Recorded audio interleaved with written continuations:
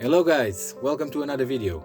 In today's episode we're going to see how we went from this to this and still not finished.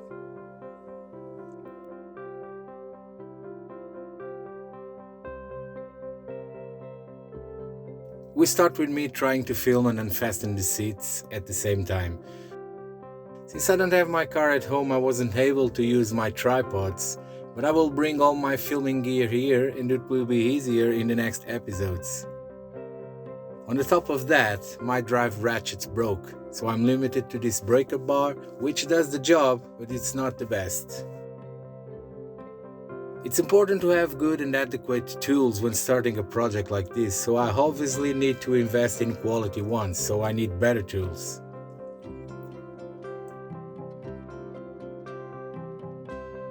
I started dismantling all the seats, then I took the center console apart.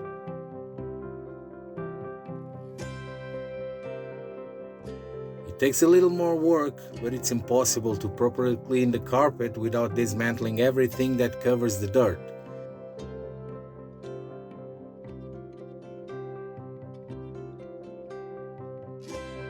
Especially in these hidden corners that all the cars have on the floor. As you can see, we have lots of dirt result from a 33 years old accumulation. Then we vacuum the visible dirt, usually found loose on the carpet surface. It's the easiest to remove and usually any domestic vacuum cleaner can clean it.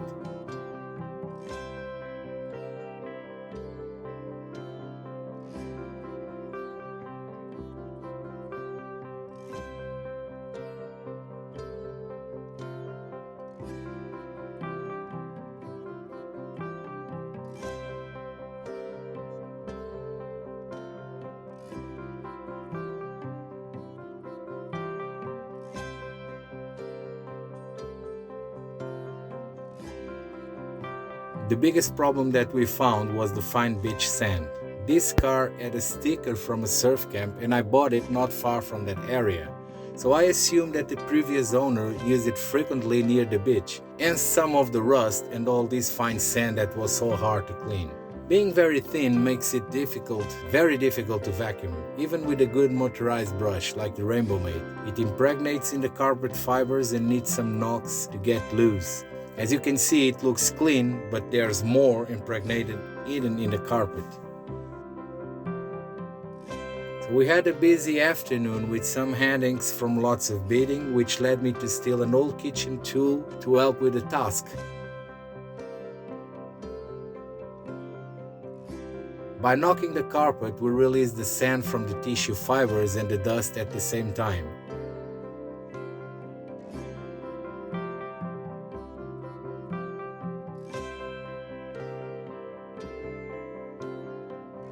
However, it was not enough. Guess I need a compressor to blow all this with a compressed air gun.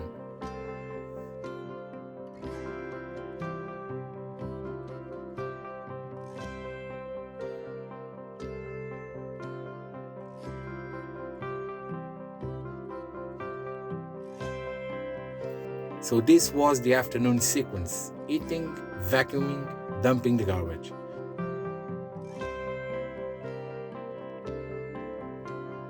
This type of cleaning machines do not use a dust bag. It uses clean water to retain dust and dirt, preventing them from returning outside through the engine air outlet.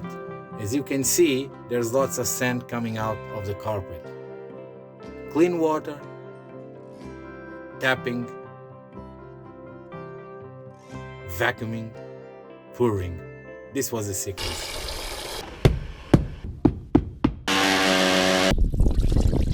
In the end, it looks clean and we cleaned a lot, I would say the most, but it still has sand.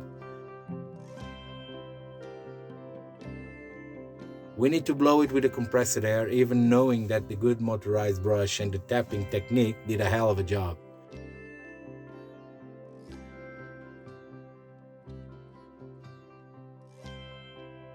These motorized brushes also help to bring the fibers alive, as they pick up dead fabric fibers along the dirt, helping to revive colors. I really hope you guys liked the video. Leave your comment, like, and subscribe to the channel if you want to. See you on the next one.